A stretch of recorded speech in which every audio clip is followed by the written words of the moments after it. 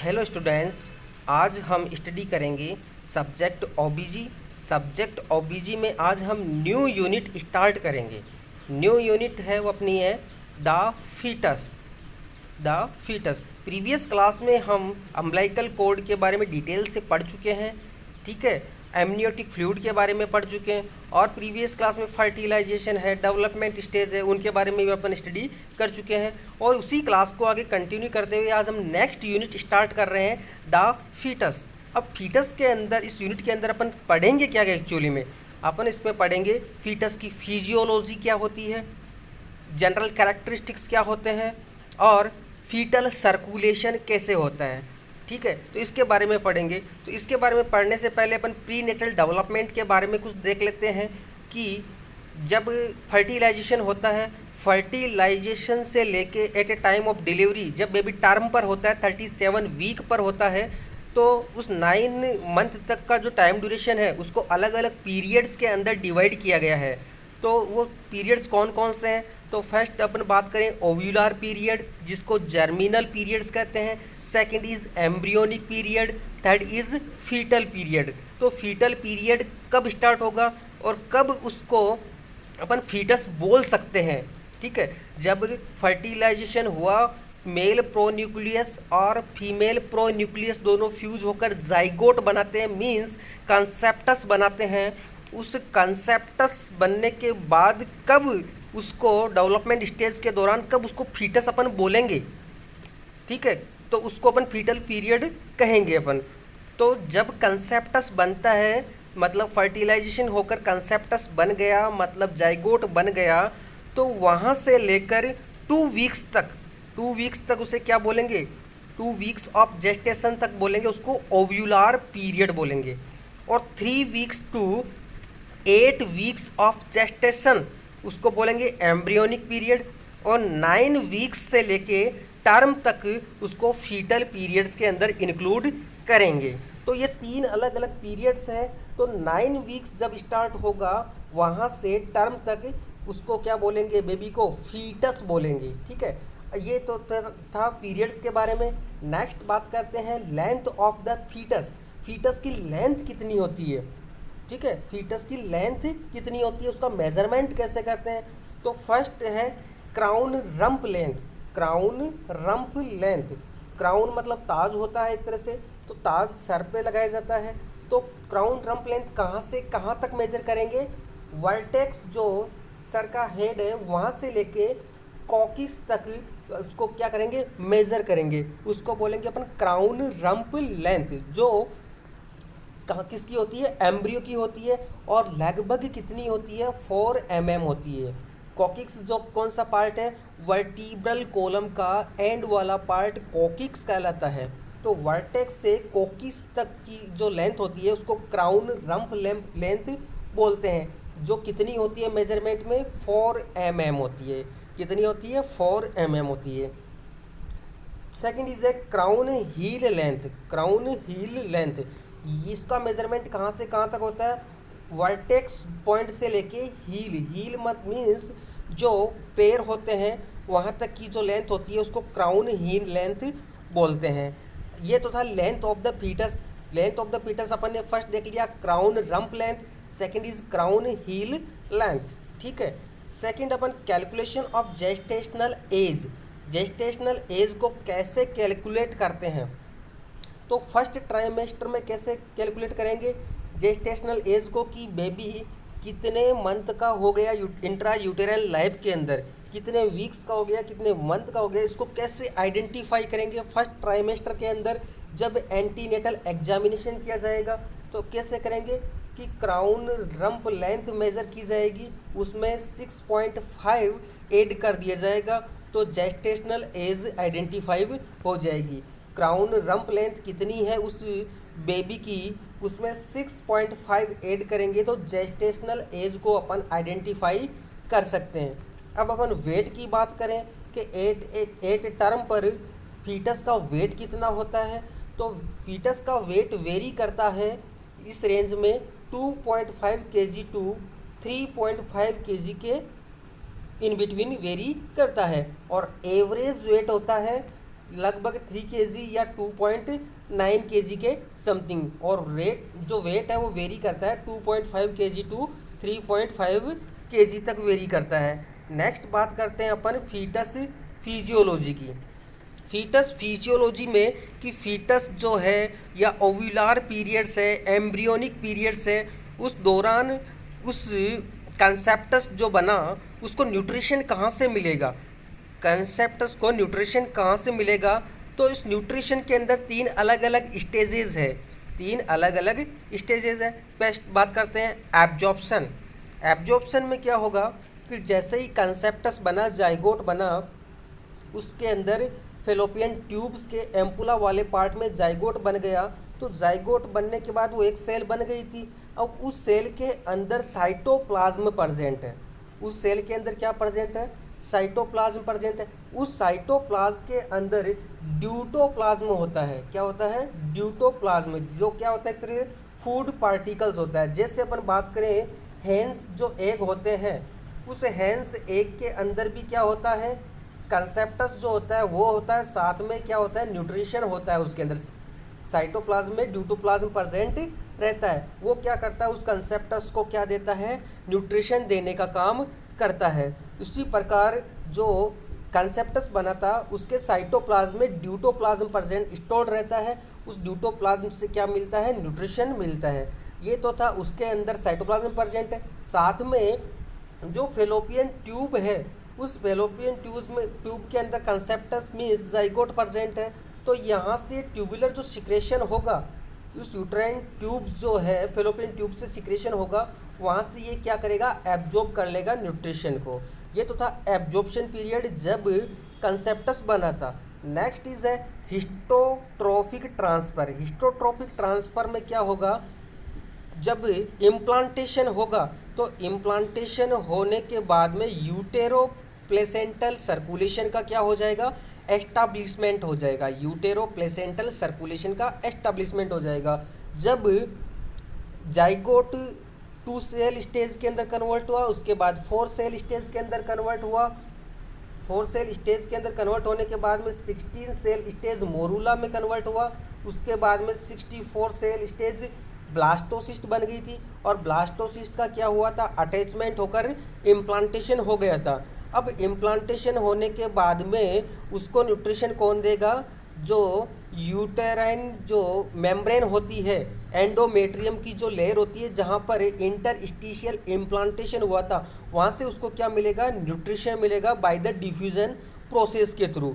ठीक है। उसके बाद में उस ब्लास्टोसिस के अंदर ट्रोफोब्लास्टिक लेक्यूना का फॉर्मेशन हुआ था। ट्रोफोब्लास्टिक लेक्यूना बन गई थी। ट्रोफोब्लास्टिक लेक्यूना मीन्स पहले बाहर की तरफ साइटोट्रोफोब्लास्ट लेयर बनी थी, उसके बाद सिंसियोट्रोफोब्लास्ट बनी थी, और सिंसियोट्रोफोब्लास्ट में साइटोट्रोफोब्लास्टिक जो लेक्यूना बनी थी उसके अंदर मैटरनल ब्लड वेजल्स क्या करती है, अपना न्यूट्रिशन डालती है, ब्लड डालती है, वहाँ से उसका डिफ्यूजन प्रोसेस के थ्रू क्या मिलता है, न्यूट्रिशन मिलता है फीटस को। नेक्स्ट जो थर्ड स्टेज है वो है हीमेटोट्रोपिक।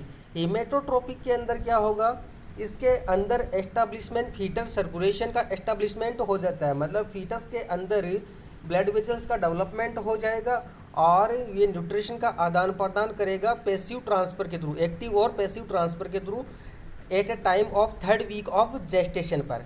ठीक है। नेक्स्ट बात करते हैं फीटस ब्लड की।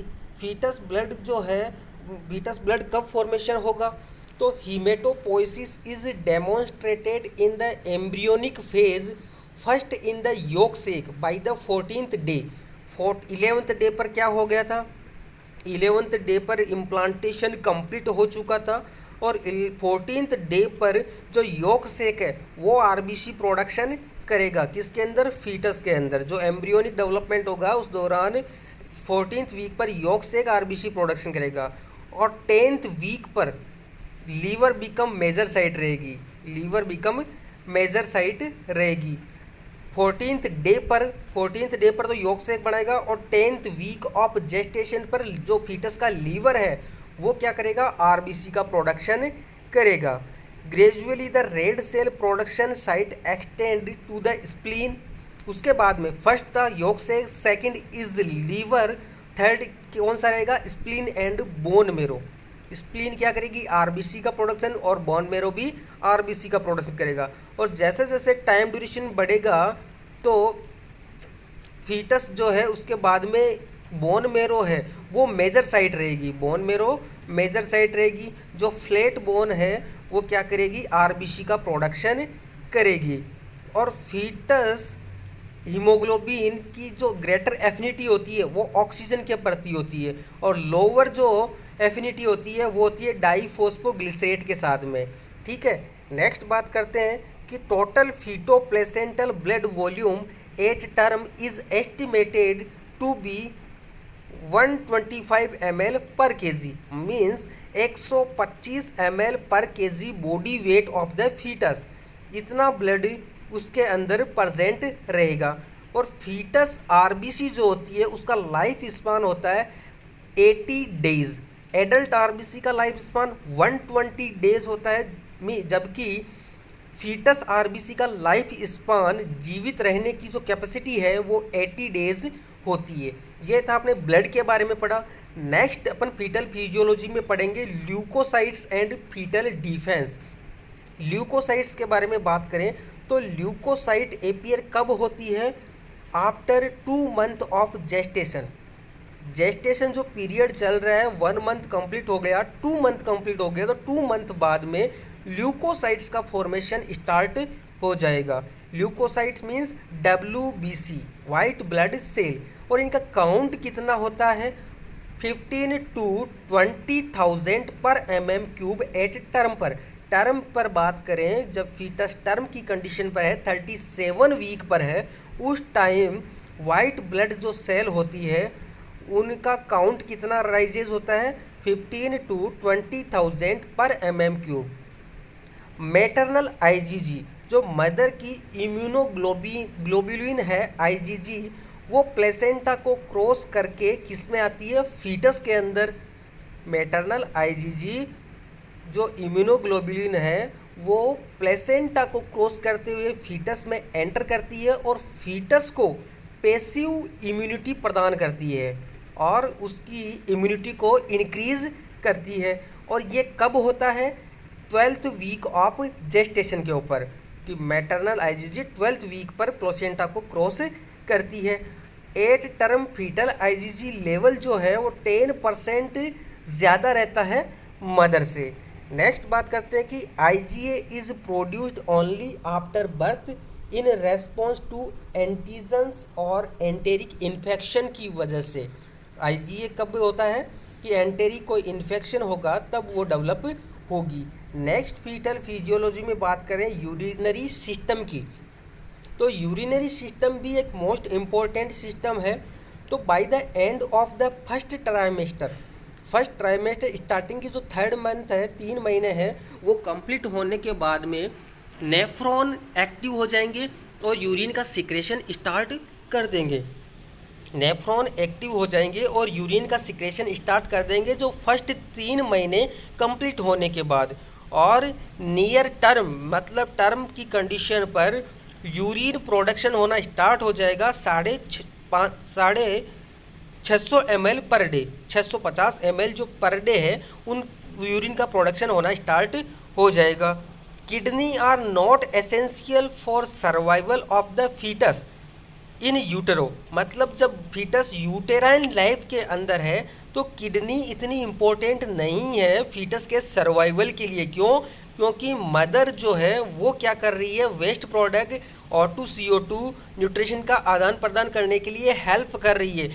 बट फीटस का जब जन्म होगा उसके बाद में किडनी का मेन रोल होता है, लेकिन फीटस जब इंट्रा यूटेराइन लाइफ में है तब यूरिन प्रोडक्शन के लिए इतना इम्पोर्टेंट नहीं है जितना कि वो क्या कर रहा है, volume of the liquor amniotic fluid के वॉल्यूम को बढ़ाने के लिए, उसको मेंटेन रखने के लिए बहुत ज़्यादा इम्पोर्टेंट रहती है किडनी का फंक्शन। सर्वाइवल के लिए इतना इम्पोर्टेंट नहीं है लेकिन एमनियोटिक फ्लूइड के वॉल्यूम के लिए बहुत ज़्यादा ज़रूरी है। नेक्स्ट जो फीटल फिजियोलॉजी की बात करें तो gastro intestinal tract, as early as 10 to 12 week the foetus swallow amniotic fluid, मतलब 10 से 12 वीक पर फीटस क्या करेगा, उस एमनियोटिक फ्लूइड को एब्जॉर्ब करेगा। यूरिनरी सिस्टम में क्या हुआ, यूरिन का प्रोडक्शन होगा और एमनियोटिक फ्लूइड की मात्रा बढ़ाने में काम करेगा, जबकि बेबी 10 to 12 वीक पर एमनियोटिक फ्लूइड को स्वेलो करेगा, तो स्वेलो कर रहा है, इधर सिक्रेशन हो रहा है, तो दोनों में क्या होगी, मेंटेनेंस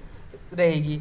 और मीकोनियम जो फर्स्ट स्टूल है वो 20 वीक एंड टर्म पर क्या हो जाएगा, एपियर्स हो जाएगा। नेक्स्ट फीटल फिजियोलॉजी की बात करें तो रेस्पिरेटरी सिस्टम। रेस्पिरेटरी सिस्टम में अर्ली मंथ पर लंग्स आर सॉलिड रहते हैं, कंसोलिडेट रहते हैं, सॉलिड रहते हैं, लेकिन 28 वीक पर 28 वीक पर एल्वियोलाई एक्सपांड हो जाएगी and are lined by cuboidal epithelium, जो सर्फेक्टेंट के कारण होता है। 8-24 week lung surfactant related to phospholipid phosphatidyl choline lecithin जो है वो क्या एपियर हो जाएगा, 24 वीक पर लेसिथिन एपियर हो जाएगा, जो एक लंग सर्फेक्टेंट है, जो उसके सरफेस टेंशन को बढ़ाकर एल्वियोलाई को क्या करेगा, एक्सपांड कर देगा। तो ये लंग सर्फेक्टेंट लेसिथिन है, ये सिक्रेट होगा एल्वियोलाई की टाइप सेकंड एल्वियोलार सेल से। तो ये क्या करेगा, these substances lower the surface tension को लोअर करके lungs fluid so that the alveoli can be opened up easily when breathing starts following delivery. Breathing start हो जाएगी, क्योंकि जो एल्वियोलाई थी वो एक्सपांड हो जाएगी। Foetal cortisol is the natural trigger for augmented surfactant synthesis. Lecithin जो surfactant है उसके सिंथेसिस के लिए कोर्टिसोल है वो ज़्यादा इम्पोर्टेंट है, नेचुरल ट्रिगर का काम करते हैं वो। नेक्स्ट बात करते हैं फिजियोलॉजी में फीटल एंडोक्राइनोलॉजी। फीटल एंडोक्राइनोलॉजी में growth hormone, adrenocorticotropic hormone, prolactin, thyrotropic stimulating hormone and gonadotropic hormone are produced by the fetal pituitary gland as early as the 10th week. 10वें वीक पर ये hormone anterior pituitary से secrete होना start हो जाएंगे। Vasopressor and oxytocic activity of the posterior pituitary have also been demonstrated as early as 12 week. 12 week पर vasopressin की और ऑक्सीटोसिन की एक्टिविटी भी अपन एपियर हो जाएगी। नेक्स्ट है foetal thyroid starts synthesising small amount of thyroxine by the 11th week. 11th week 11 week of gestation पर foetus की जो थायराइड ग्लैंड है वो थायरोक्सिन का प्रोडक्शन स्टार्ट कर देगी। नेक्स्ट है फीटल पेनक्रियाज। फीटस का जो पेनक्रियाज है वो भी 12 वीक पर इंसुलिन का प्रोडक्शन स्टार्ट कर देगा और ग्लूकागोन का प्रोडक्शन स्टार्ट करेगा 8 वीक ऑफ जेस्टेशन पर स्टार्ट करेगा। तो ये था फीटस जो अपन यूनिट पढ़ रहे थे उसके अंदर जनरल कैरेक्टरिस्टिक्स के बारे में पढ़ लिया और फीटस की फिजियोलॉजी के बारे में अपन ने पढ़ लिया, ठीक है, और उसके पीरियड्स कौन कौन से होते हैं उसके बारे में अपन ने स्टडी कर ली। नेक्स्ट क्लास में अपन पढ़ेंगे फीटल सर्कुलेशन के बारे में कि फीटस के अंदर सर्कुलेशन कैसे होता है, कैसे हार्ट के अंदर ब्लड पंप करता है और मदर में जो प्लेसेंटा प्रेजेंट है यूटेराइन कैविटी के अंदर वहाँ से ब्लड का सर्कुलेशन फीटस में कैसे होता है, ठीक है, उसके बारे में डिटेल से स्टडी करेंगे। और ये जो फीटस यूनिट है इसके अंदर अपन फीटल फिजियोलॉजी के बारे में पढ़ चुके हैं। Thank you.